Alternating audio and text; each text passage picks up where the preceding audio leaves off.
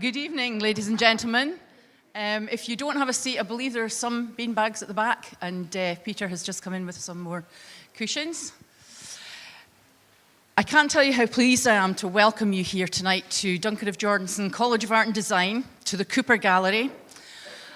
We have this evening some extremely special guests, and I would just like to say thank you very much for the hard work, the dedication, the insightfulness, the fantastic imagination that's gone into this work. We'd really like to thank Paul Noble. The work that you've brought here is just fabulous. Lorens Holm, an invaluable contribution to the project. The summer residency has been incredibly interesting, and we've all been following you online and looking at the work that you've done. Dr. Louise Reid for her insightful contribution to the In Conversation event, and her friend, I'm not sure who this is, and Archie. Hello, Archie. I'm so distracted by babies. It's really important that we also thank the Gagosian Gallery for loaning us the Paul Noble works. I'm sure you'll agree with me that the screen over here is absolutely fantastic. It's an incredible piece of work. It embodies art, design, craft, imagination, thought. There's just so much happening there, and I can't wait to spend some time with it when the gallery is a little more empty. Duncan of Jordanstone College of Art and Design, as you all know, is dedicated to celebrating great art and design. And one of the reasons that this event is happening is as a sort of reflection on the opening of the V&A at Dundee. And I hope that all of you are as excited about that as well as I am. Just a brief thanks to James Keeler Investments. They contributed some funding towards this, and it's extremely useful that, as you know, funding for the arts is something that we all value. I really have, what's the word I'm looking for? I want to congratulate heartily Sophia Howe, who has again pulled off a fantastic project. She's pulled everything together. She's curated in a way that very few curators can do. And I really, in fact, I would like to give her a round of applause at this point for this.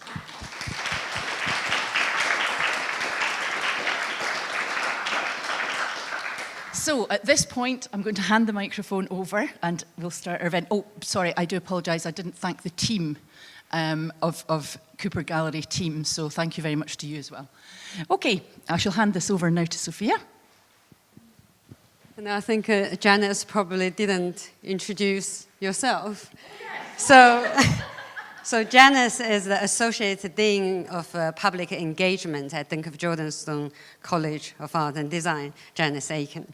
So that's, thank you very much for the welcome and acknowledgement to our supporters and our fabulous speakers and artists and contributors on behalf of the college. That's fantastic. So good afternoon or good evening. I think most of you would know me. For those you don't know me, my name is Sophia Howe, and I'm a curator of a Cooper Gallery at Duncan of Jordanstone College of Art and Design. And this is our main gallery space. So I'm very delighted to welcome you all to this exhibition, Politics of Small Places. So around us are two possible or perhaps impossible aspects of built environment, works by internationally celebrated contemporary artist Paul Noble and the pioneering Scottish urban planner Patrick Geddes. So since the initiation of this project, I have been constantly asked by others, so what do they share? So what can they share? The answer at this moment in time, or perhaps always has been, politics. So with research increasingly pointing out that the noise, traffic, and pollution of contemporary urban life is literally making us ill and impacting negatively even on our intelligence, urban space is a crucial political question of great consequence. The politics of urban life, whether it takes place in small places or in a vast metropolis, is a politics of life. Or in the words of Michel Foucault, it is a biopolitics. So in the imagining, planning, building, and management of an urbanized space, the politicization of life itself is at stake. And as with all iterations of the political, the question of representation in both its democratic and aesthetic registers is central. So whether built by hand or machine, the places where we live and work are full of paradoxes, tensions, and hidden voids. Masking this complexity image of urban space fulfill a number of functions. Of primary relevance to our discussion today is how the image of a city inscribes a set of values, and dare I say, truths, into how we see the world around us. So joining us today are Paul Noble, the mastermind and the hand behind these exquisite and thought-provoking artworks around us. Paul has received widespread international recognition for his vast and monumental drawing project, Nobson Newtown, which he initiated in 1996. So Paul's work has been shown in many significant art venues worldwide, and we had the honor actually to mount one of his solo exhibitions entitled Tent at Cooper Gallery in 2011. In 2012, Paul was nominated for the prestigious Turner Prize. So Paul was one of the founding members of the influential artist-run space, City Racing in London between 1988 to 1998. Which offered the networking opportunities for artists and art communities in London and staged the earlier important exhibitions of significant artists, including Sarah Lucas, Fiona Banner, and Gillian Waring. So Paul also played an active role in the protest against the M11 Link Road in London, in East London, in the early 90s. So Dr. Louise Reid is a social scientist and a human geographer, currently based in the School of Geography and Sustainable Development at the University of St. Andrews. And she's also director of the university's research center University Center for Housing Research. So that's the proper name. So Louise's research explores the impact of human activities on the environment and how these activities are organized across time and space, with a focus on the everyday domestic setting. And Dr. Lorens Holm is a reader in architecture and a director of Geddes Institute for Urban Research at the University of Dundee. So his research focuses on the thought threads that link architecture to philosophy, history, psychoanalysis, and machines. And I don't really know about that. So Lorens was one of the thinkers in residency at this year's Cooper Summer Residency here, and he has contributed a set of reflections on the thinking of Geddes and Paul Noble's depiction of urban space within the context of politics of small places, which can be read on our website. And I also need to acknowledge, actually, the title of this exhibition is a quote from Lorens's research essay. And so I'm very thankful for inspiring us on that. So Lorens will moderate today's in-conversation. So I shall now give the floor to the speakers. Thank you.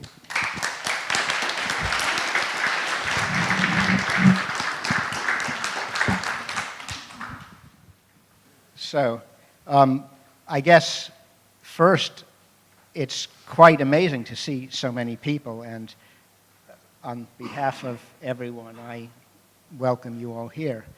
I'd like to begin by saying a few words about the title of the exhibition, Politics of Small Places, which maybe will segue into Politics of Small People. Say something about where it came from and what it might refer to. My own work is in the intellectual histories and futures of architecture. The title comes initially from that work, or from work I'm doing about how to apply the thinking of Patrick Geddes, who is a professor of botany at Dundee and a founder of the town planning movement. He called his field of work applied sociology, which I kind of like as a description, Paul, of your work. But anyway, the title comes from thinking on how to apply Geddes' thought to the small rural towns that are today struggling in an increasingly globalized economy. So in a sense, in a very pragmatic place it came from. Now in the present context, here today, it refers obviously to the work of Paul Noble, who I've been corresponding with, this Thinker in Residence program. I've been corresponding with this summer, and who I just recently met in person. And I have to thank Sophia Howe for that pleasure, actually, putting us together. It's been one of the pleasures of my career at Dundee to have met Paul. Anyway, a politics of small, I mean, that's actually not a lie, but it's a little bit inflated, you know. I mean, it just suddenly sounded pretty inflated. The politics of small places refers, I think Sophia mentioned, to Paul's monumental drawing project, Nobson Newtown, the new town of Nobson, one of Northern England's best-kept secrets, I expect. Nobson Newtown is carefully constructed of enormous pencil drawings with the most incredible detail and precision, and looking at them is like falling into the endless world of the miniaturist. You know, the detail opens onto detail, opens onto detail.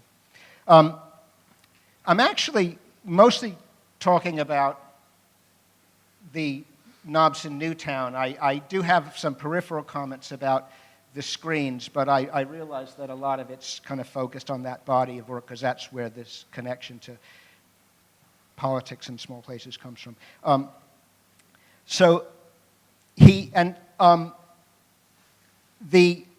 What is more incredible than the detail in the drawings, to my mind, is the way Paul, through the drawings, constructs an intensely inhabited place. Inhabited even though there are no people in them and very few eggs. I mean, you can't play Where's Wally or something like that with the Nobson Newtown drawings. The drawings rather become a kind of a screen for a kind of intimate subjectivity, a kind of bodily, orificial, and very introspective subjectivity. And Paul says in an interview that Nobson is me, and I was thinking that the me is perhaps the smallest possible place that you could inhabit, right? The smallest unit of inhabitation. Now anyway, so if Nobson Newtown is inhabited by this intimate subjectivity, it's also a rather anal subjectivity. It's very orificial, and there's kind of funny things, anal eggs falling on my head or shoulders or something, I don't know. And I say anal with a bit of trepidation because it's not always a good word, or it has sort of not so good connotations sometimes. In Freud's work, it's actually rather stripped of those connotations.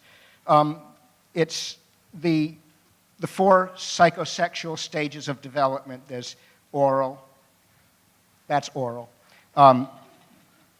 anal, phallic, and genital. And although Freud presents them as if they were sequential, they are perhaps better understood as four ways of exploring or being in the world, okay? Four relationships you can have with the world. You can have an oral relationship, an anal one, etc. And not only that, but they're not sequential. We carry them all around with us, okay? They're sort of different modes that we kind of are in. I think it should be, well, I should just say the anal is a mode in which you put things into the world that you're really proud of. Look, Mom, you know, look what I've done. You're proud of them because they are so carefully put into the world and so finely and carefully crafted. It should be pretty clear that architecture, at least most architecture, is in the anal mode, okay? I mean, putting carefully crafted things into the world and binding them really tightly with regulations and whatnot. Even perhaps at the risk of being sort of having a fully integrated mastery, which kind of defines the genital, the final stage. Anyway, I want to say a little bit more about Nobson and sort of link it to writing, and then I want to say something about Geddes, and then I want to return to politics of small places. If I remember, I actually want to return to the Cooper Gallery, because I think the Cooper is a small place where politics happens, actually. But anyway, Paul said that Nobson Newtown began as a form of writing. It's a script or a font called Nobson, which is a contraction of noble plus son. So it's either son of a noble or son of a knob, I'm not sure which. And it's a real font. You can upload it to Microsoft Word and use it. So Paul goes from writing to building. The new town of Nobson is a finely crafted script of buildings. And he says, I write in Nobson, and then there's this quote which really drove me wild, but I won't unpack it here. I write tent, and I have a tent, okay? As if it's the most extreme form of nominalism where the word summons something into existence, only in this case kind of as a material fact, okay? So only it's a very particular form of writing that I think calls attention to both writing and to inhabitation in a way that most writing doesn't and most cities don't, okay? Because the font looks like a building or buildings and the text like a town, it's incredibly difficult to read and make sense of. It's sort of heightening the struggle of reading, and it makes inhabitation very tenuous, okay? Now, I want to stick a little bit longer with this question of writing because there's a long line of thinking in architecture that connects writing and buildings. Hang on, I was going to read it, actually. Oh, God, maybe I can't. The earliest extant, this is just a very quick snapshot, the earliest extant treatise on architecture, 1st century AD, suggests that building accompanied the emergence of speech as a form of writing, okay? In other words, speech disappears, it vanishes without a trace, and you have to write in order to retain something that outlasts your own mortality. And he says that's the role, that was the role that building had. Building was the first form of writing, okay? And of course, in the notes to the program, Geddes describes the city plan as a hieroglyph in which he says is written the whole history of civilization and all of its knowledges if we could but read it, if only we knew how to decipher that thing, okay? And he says it's actually our duty to decipher it and that this decipherment is actually the basis for politics, okay? So he actually says that, Geddes actually says that the decipherment of the city, in other words, a full understanding of the city as this kind of knowledge environment is a fundamental precondition for democracy. It's like if you don't know about the place you live and you don't know how the place you live is related to other places and then the whole country and then the country to the world, how could you possibly be qualified to vote? Okay, actually, digging into the city is a fundamental precondition for democracy, okay? And he goes on to propose a very particular form of politics, a particular form of local activism based on a kind of program of citizen surveys where citizens would get together and collectively kind of read the city and produce the knowledge embedded in it. That would then go into periodic exhibitions, et cetera, okay? And this is actually to my mind, the basis, this kind of local citizen activism is like the basis for politics, okay? Now, I think I'm going to hopefully kind of made that point. I want to wrap up, okay? Because I think all politics is, in a sense, a politics of small places. Because whether with Geddes, because it begins with the survey of our place, or perhaps simply because inhabitation is always in a place, a specific place. You either live here or you live there. You don't live everywhere, okay?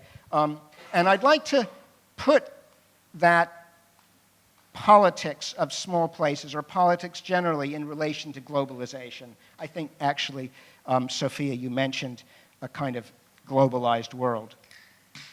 Okay, so all politics is a form of politics of small places, if only because we live somewhere, okay? And not only live somewhere, but the basis for political power is the togetherness of people. I mean, this is Hannah Arendt, in Human Condition, saying this. And that is fundamentally about coming together into a place, okay? It's focalizing people. It's in unity is strength, basically, okay? And I'd like to put that in, I said in relation to globalization, that sort of, although capital spreads everywhere, okay, creating markets everywhere, I mean, this is, I think, the definition of globalization, and tends also to reduce us to a kind of cipher in a management and audit mill. I mean, I think, even experienced that in the university, where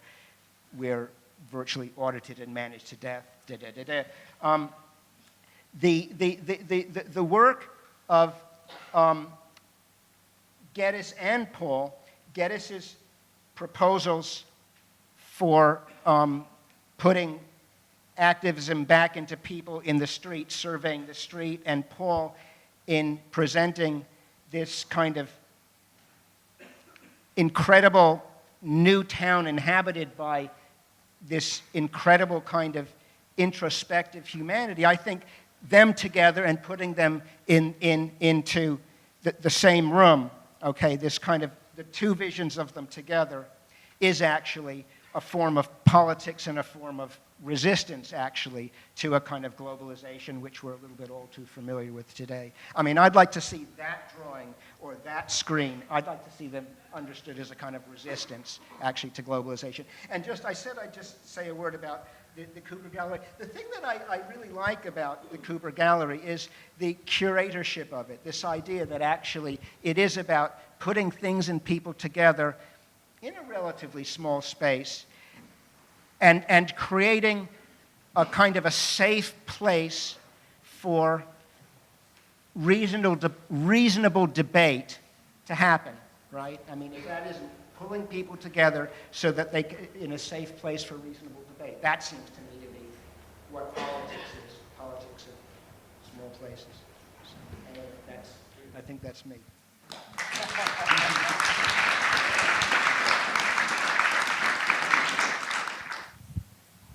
Hello, so I'm Louise.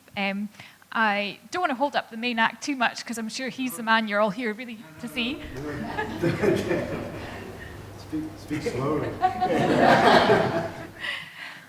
So Sophia kindly invited me along tonight because she wanted to hear a bit about a different perspective, so hopefully that's what I can provide. I'm no expert at all in any shape or form about art, and particularly contemporary art, but so it's been really fascinating for me to get the opportunity, and I suppose in a way to be forced to have a look at some of these concepts and think about how they might align to my own work. And I think I'm particularly aware of how important this week is in the history of Dundee and the future development of Dundee and what might happen at the weekend and with the opening of the V&A. So it's really brilliant to be asked to be part of this and to be involved. So thank you very much, Sophia and Lorens and Paul. So I've got a little bit prepared. It's not too long. As I said, I don't want to take away from Paul. And hopefully he'll forgive any inappropriate interpretations of his work. But one of the reasons that this really appealed to me is because of Geddes and the link to Geddes and finding out a bit more about Paul's work, especially as Geddes was actually, like me, a member of St Andrews University through his connections here at Dundee, when Dundee used to be part of St Andrews. So it's a really nice connection to be invited along. And so with that thought in mind, I kind of went back to some of Geddes's work and had a look at how that encouraged me and made me think and reflect about my own work. And I've just come back to work not long after having had a baby, so it's been a really nice moment in my career and in my research to think about connections between those two things. So I just wanted to talk about that a little bit further. And one of the quotes that really appealed to me out of Geddes's work was, and this kind of reflects his overall philosophy, I think. I'm just going to read his quote. Was, "Like flower and butterfly, city and citizen are bound in an abiding partnership of mutual aid." And I think for me, it represents his kind of holistic understanding of the world and the importance that he placed on thinking about synergy and connection and relationships between different elements that he might find, and in an attempt to sort of overcome binary approaches. So very much against thinking about the world as in objective versus subjective ways, or material versus immaterial ways, and thinking about connections between those things. For me, as a social scientist who has some background in natural science, just a tiny bit, that connection between different worlds is something that especially I, try to engage with. And I think what we teach our students, so I teach on the Sustainable Development degree, is very much about trying to, in order to meet some of the global challenges and local challenges, what we need to think about is how we can better connect and think about the relationships between those two sort of worlds. So kind of thinking holistically really gives us an opportunity to move beyond the individual. And also thinking beyond individual disciplines, so academic disciplines, instead of thinking, just about in our silos, but thinking and making connections between sociology, biology, which is kind of what architecture tries to do quite a lot. I think that encourages us to be sensitive about human experience and what that is and why thinking about that's important. And I think in both Paul's and Geddes's work, although they're quite different, they encourage us to think about those relationships between the built environment and the social environment, social phenomena such as sort of power, capital, place, scale, and think about how them in their broadest sense and how they sort of have evolved over time. As a geographer, what I'm really interested in is the what of where and the why of where. So why do things happen where they do? How do they happen where they do? What's the significance of place in the way that we live our lives? How does that shape and is shaped by where we live?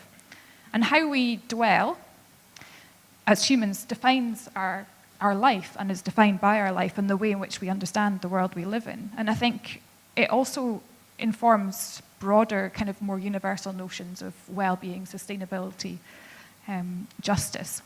And I think those ideas and concepts are also what are reflected in Paul and Geddes's work, what they try to encourage us to think about.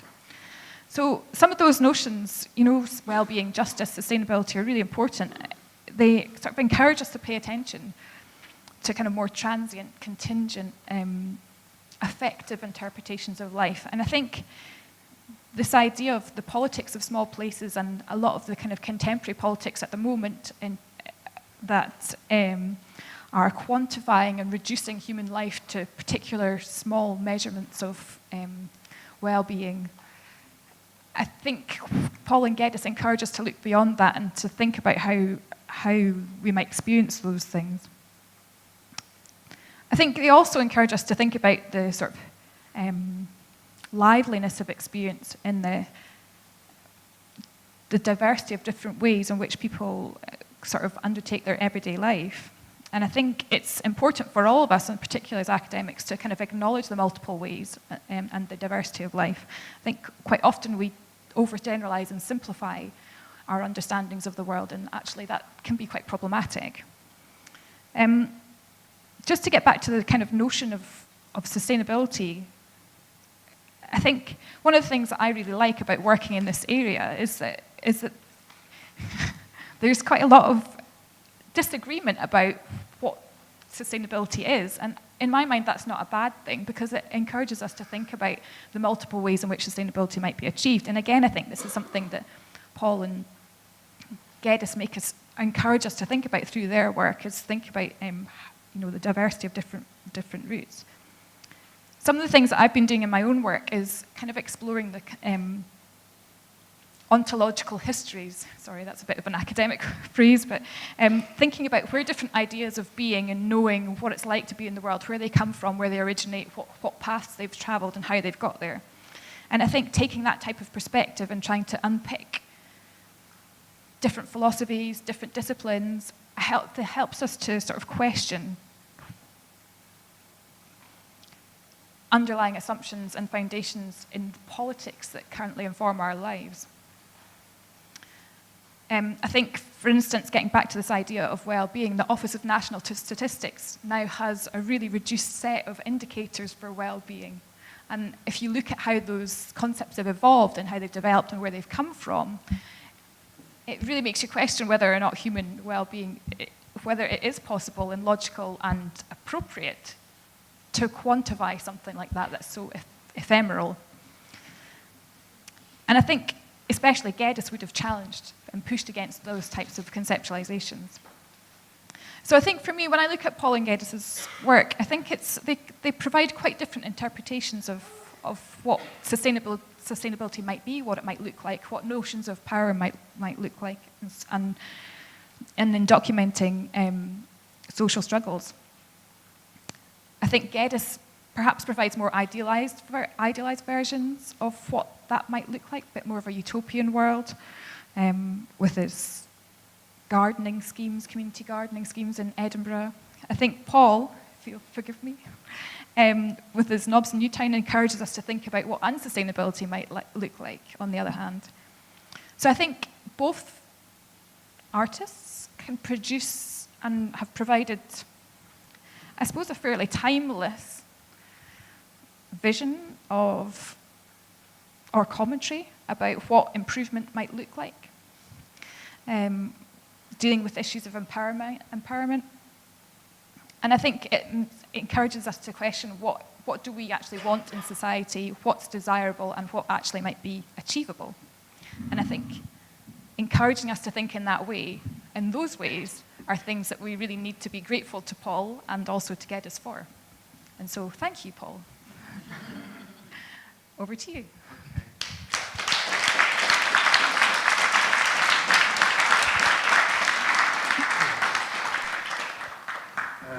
Well, I've got to thank both of you. I feel exposed, but nicely so. It's quite freaky to be considered by two people while sat next to them. Sophia asked me to do this show with Patrick Geddes. I didn't know who Patrick Geddes was. I had a quick look at who he was, and the man's a polymath. He's like, his interest was in everything, and I just thought, I didn't know how to sort of go there. And then, thankfully, Lorens had this phrase, the politics of small places, reduced slightly to politics of small places. We lost the verb, possibly for design reasons.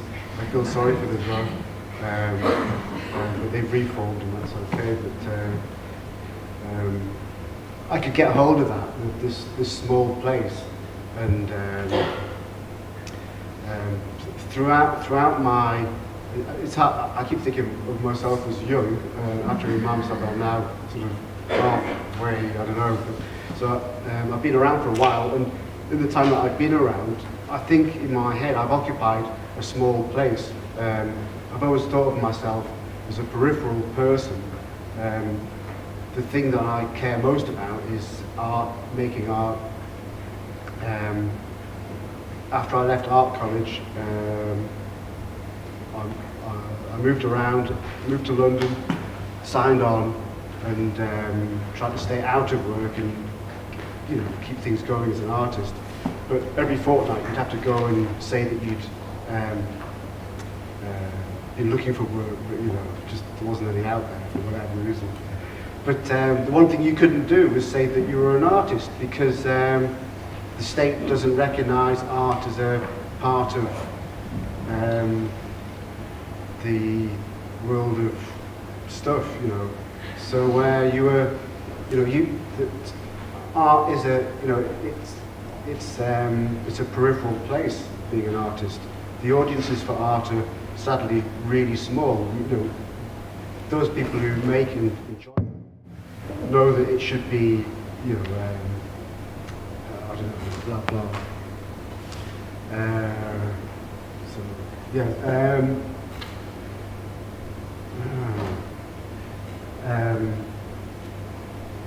There were so many things in what you said I wanted to pick up on, but just quickly. I mean, you mentioned Geddes' sustainability, me unsustainability. That's okay. That's right. You know, maybe it is.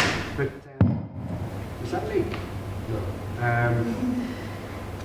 I was thinking that perhaps a better one is that you know, for a long time, you know, I'm not rich, but I'm not poor. But for a long time, I was actually very rich. But you can find richness in poverty. You know, it's like you're not disabled by poverty.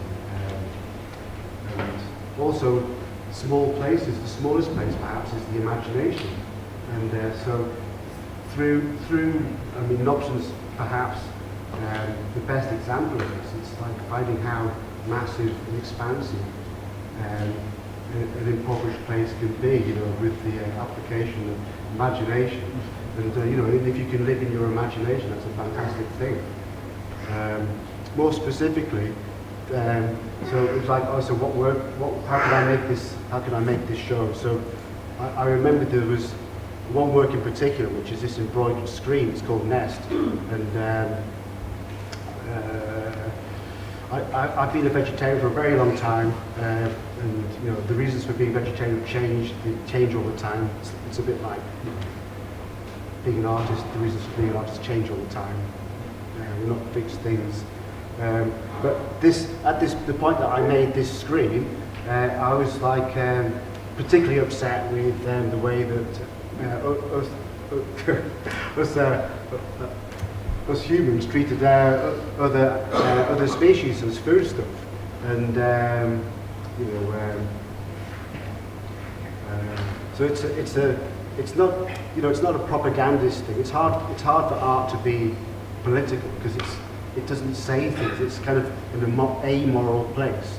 You can show you things, but the way you see things that are shown to you isn't, you know, you don't read them. It's like it functions differently, so you can.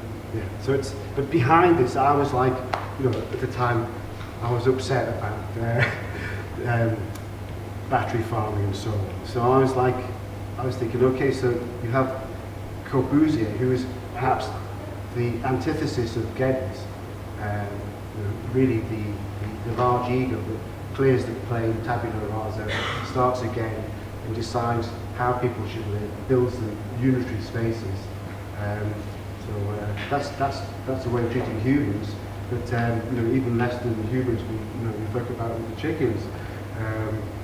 So this is my majestic chicken birthday, and yeah, quite rightly posited in the Freudian anal, I think.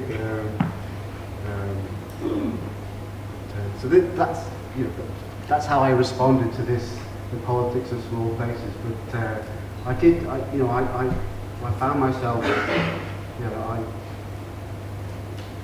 I don't think of myself grandly. I should stop. So I've got less to say because these.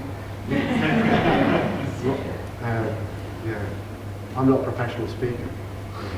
I'll give you that back. Shall I take this one?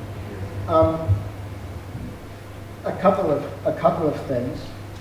Well, the first is that, well, I have a couple of kind of questions and comments, but also we wanted to throw this microphone into the audience and people could catch it and say things into it. I don't actually know how much more time we have, but I was just going to say I just wanted to make one or two comments. The first is I wanted to I wanted to recall something that you said, I think just yesterday. It was probably almost a throwaway, which I thought was really, no, it's good. I thought it was really insightful. You said, I make drawings. I mean, this sort of goes back to what you're saying about when you're on the dole, they don't recognize, art as a production form of... Breaking down picture making and art. Yeah, that's what I meant. Yeah, that you make pictures, and then whether it is art or not has to do with how it's received later. I thought that was... It's society. Yeah. Yeah. Yeah, you don't...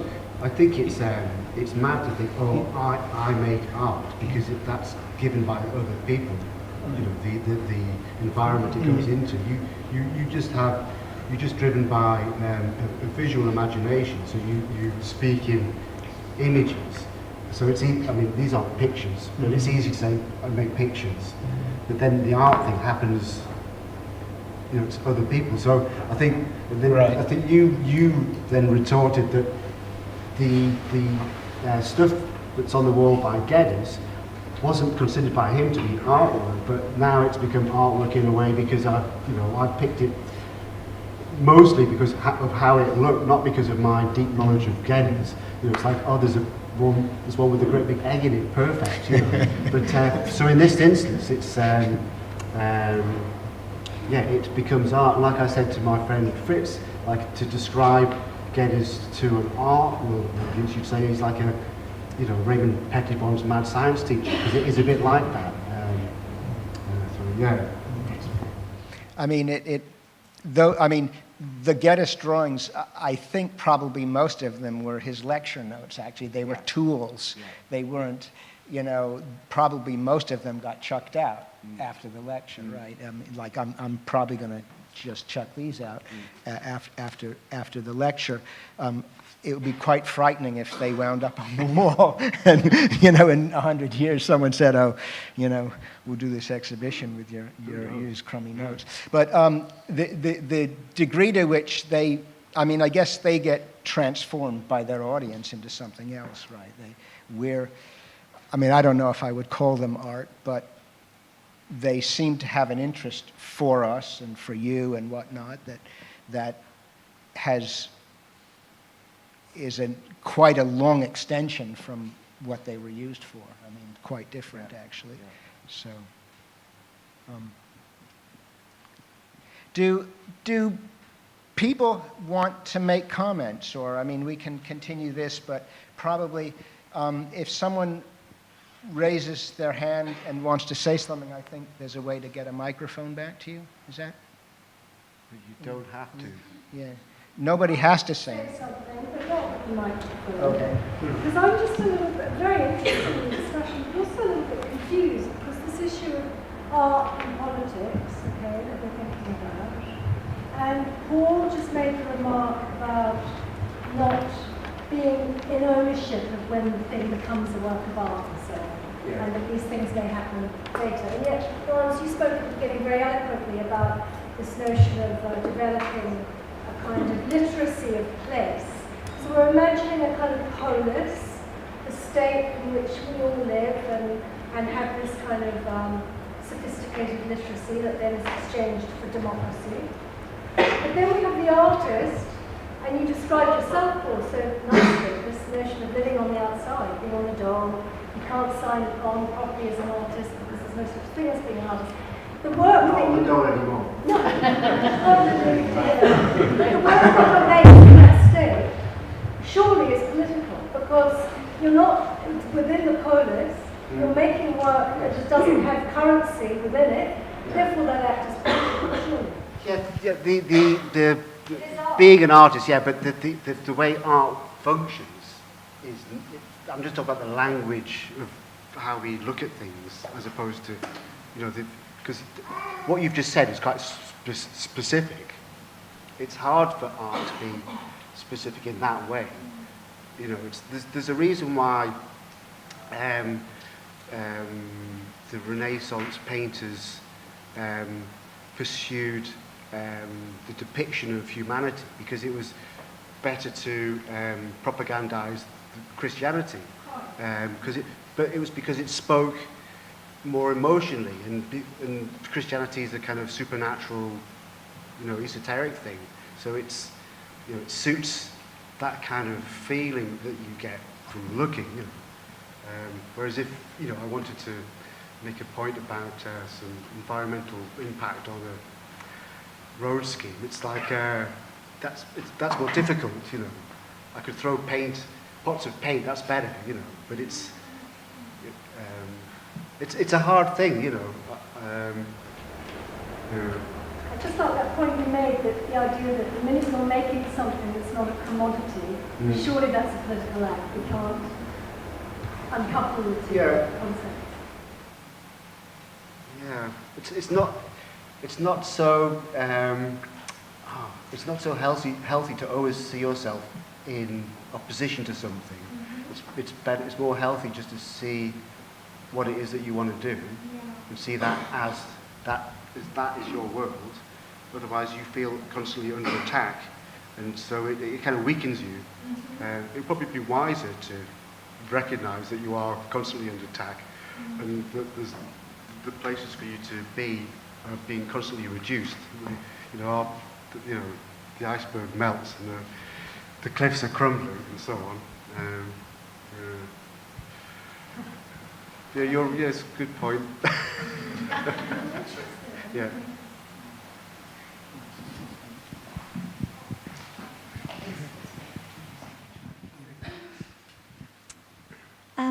Paul, I just wanted to ask if why you work in drawing, and if there's a relationship between working with a pencil on paper and politics for you.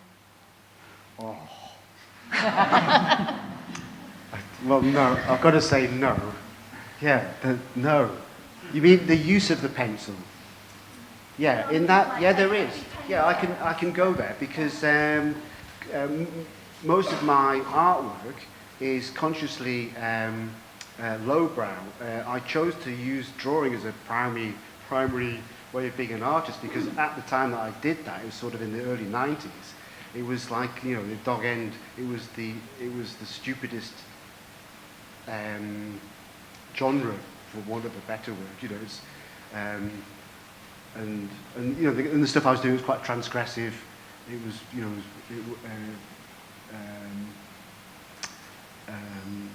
and also, and the pencil, it's a poor material.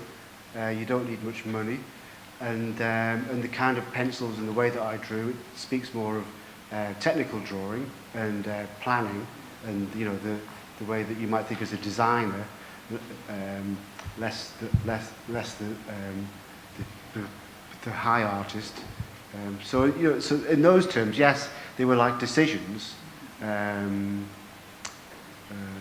But once those decisions are made, you don't remind you. I've not got a plaque on the wall that tells me that daily. So I remember thinking that, and then that put me in a certain place. Then I, move on. Yeah. Okay, I'll try and make this a question that maybe everyone could address, but probably you first, Paul. So I was thinking, when everyone was talking about urbanism, about a guy I worked with once who was called Hildebrand Frey, who was a really interesting German urbanist. And he'd made his career in Glasgow, he told me, because Glasgow was a perfect case study for an urbanist. Everything had been done wrong. So he had a life's work just pointing out like the roads in the wrong place, the amenities in the wrong place, and so on. And of course, Glasgow is a fantastic city for artists because it's dysfunctional, because it hasn't thrived in the way the planners intended. It's done something else, and it's got loads of latency and loads of abandonment and periphery in the center. And I was thinking about the anal question and thinking that there's something about the making of the work and where you are in it that might have something to do with that. Rather than ego, like standing as a separated person and saying I am, the anal phase is where there's a kind of much more interesting balance between the world and yourself. It's more fluid. And it's also maybe that sense of where instead of being productive in a capitalist sense, one's productive in the sense of sharing your shit, you know? And at that level of abstraction, I'll leave it, but I wondered if any of that resonated, and especially this question of where you are in the work. You know, it's there in the name, and the giving of a name is also this moment related to psychic structures and patriarchy and so on. So. That's an observation. It's not a question. That wasn't a question. But that was good. That was good. Where are you in the work? Where am I in the work? Well, without me, there wouldn't be any work. No, I don't know. Oh, that's a bad last question, because I'll just rattle on for ages, and I haven't got a clear answer for that, because that's no, but everything before that was very interesting.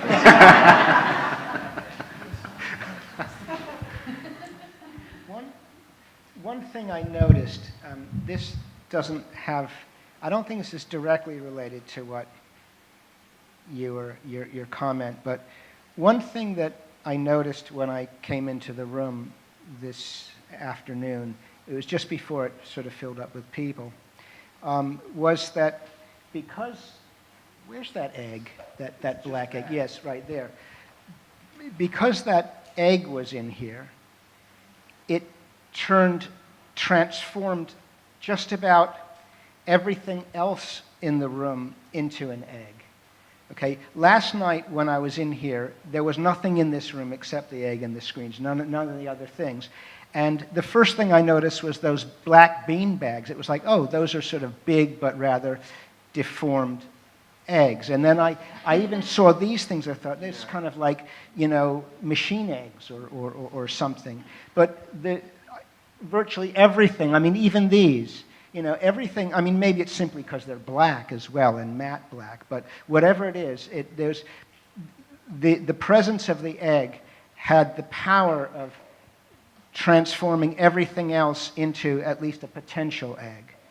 And I thought that there was a good lesson in that, in the transformative power of art, okay? And maybe the transformative power of anything that is put before you that you feel licensed to interpret, okay? Like, usually when someone drives a car past me, I don't think this is an opportunity for interpretation. But when someone puts something in front of me and they say it's art, I generally think, oh, I can start bouncing ideas off it, you know, or something. So at least the transformative potential of those things that put themselves forward as art. And while I don't think it's directly related to the comment about anality, there is something about, you know, how things become new because they become different, you know, and, you know, I guess if you subscribe to some kind of idea about becoming, the world is always becoming, then it would be a new object coming into the world, not simply a new way of reading an object. But it seemed to me there's something fluid in that. And it also seems to me that you know, that's probably where politics comes into it, because, you know, probably nothing's, well, there are very few things which I think, at least in art, are actually political in an overt way. I mean, you know, things like Bob Dylan protest songs, kind of, you know, but most art, well, actually, there's more than Bob Dylan protest songs, but I'm just blanking. There's a lot of photo montages there, but I'm terrible with names. Well, all right. Maybe I'm waffling out. No, you're not. It's good, because I mean, the best I could do is that art doesn't protest, it demonstrates. You know, but we're just sort of playing with words, really. But in that it shows, you know, it shows a new possibility, and this is why, you know, it's like a scandal that the Tory scumbag government is going to stop arts education in schools, because, you know, it's all right if you go to a posh school, you'll get arts education there, and they can, you know, they can dream of bigger and better castles for whatever. But they're not the people that need the imagination. It's the people who have, you know, pebble dash rubbish houses or whatever, you know, that need to dream of a new way of being, new futures. You know, we want that, we need it, so. demonstration. See. I don't. Yeah. Take that. Do something. I think, just to add, or to come back to your point about, I suppose, be a bit more reflexive about who we are and where we've come from and why we think the way that we do and how that relates to the work that we do, whether that's drawing, stitching, writing. And for me, that comes back to this idea of understanding where academic ideas and concepts come from, because they structure how we think about the world. They structure how politicians think about the world, where their ideas come from, which they then enforce upon the rest of us, whether that's even though you're part of a democracy. And I think the discussion about where politics and art meets is a really interesting thing, because to me, politics is everything and everywhere, and separating out art from politics is kind of impossible, really. In the same way that separating out who you are from what your work is also impossible. So I think that's a really good point about encouraging us to be more reflexive about where our own positionality comes from, how that's informed, and how that informs what we do. And understanding and being aware of that, I think, can only, I suppose, bring better understandings and clarity, which is something that you try to do in your work, which has a strong focus and thread of transparency, really, isn't it? Making things transparent, which would otherwise, or may otherwise be hidden, and hiding things to get people to look for them, to make them more transparent, which is what you've done a lot in Nobson. I don't know, maybe that's a way in for you to... No, I think you've said some good things in some occasions. And yeah, we're bang on finishing time. Right. So does someone comment? Short question. Yes. Patrick Geddes worked in Dundee but lived in Newport across on the other side of the river. And that is, of course, a dilemma that lots of people who work for the Art College have to face. Do you live in the city or do you go to where the light is better? With the V&A, how do we draw the north of Fife and the city together politically? I think I've got the answer for this. I don't know. We should talk about this collectively with a glass of beer in our hands. As the MC that is actually the puppet that Sophia is pulling the strings. No, I've been sorry, that wasn't very nice. I'm sorry. I thought that was funny. I think it's time to, we're hoping to have a drink in the gallery space next door, and because of that, hoping to wrap this conversation up pretty much now. Is that okay?